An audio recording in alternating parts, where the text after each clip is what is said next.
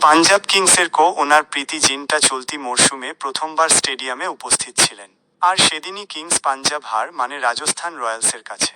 প্রীতির উপস্থিতিতে পাঞ্জাব ম্যাচ হারায় সমর্থকরা সোশ্যাল মিডিয়ায় লিখেছেন, প্রীতি জিন্টা কো উদাস মাত কিয়া করো।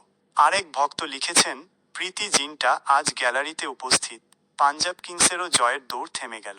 এহেন প্রীতি জিন্টার সঙ্গে একসময়ে সম্পর্কে জড়িয়ে পড়েছিলেন যুবরাজ সিং। শাহরুখ খানের দিলশে ছবি দিয়ে বলিউডে আত্মপ্রকাশ প্রীতির। তারপর একাধিক হিট ছবিতে অভিনয় করেছেন তিনি। তিনিই আবার কিংস পাঞ্জাবের ওনার।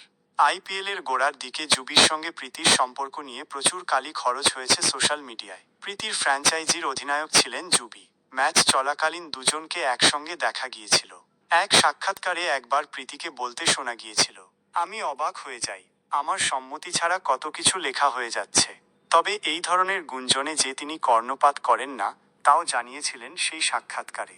যুবরাজ সিং ও তার সম্পর্ক নিয়ে যে লেখালেখি হয়েছে, তাতে তিনি আহত। প্রীতি জানিয়েছিলেন, যুবি আর ব্রেটলি আমার ভাইয়ের মতো। যুবরাজ ও ব্রেটলি যে তার ভাই, তা প্রমাণ করার জন্য দুই তারকার হাতে রাখি পরাতে চান। যুবরাজ অবশ্য পরবর্তীতে পাঞ্জাব ছাড়তে বদ্ধপরিকর হয়ে উঠেছিলেন।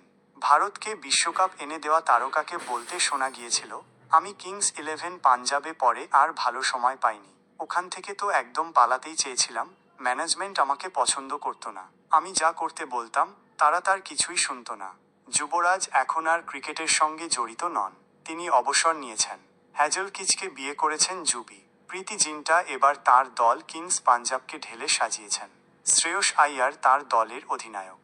রাজস্থান রয়্যালসের কাছে চলতি মরশুমে প্রথমবার হার মেনেছে কিংস পাঞ্জাব।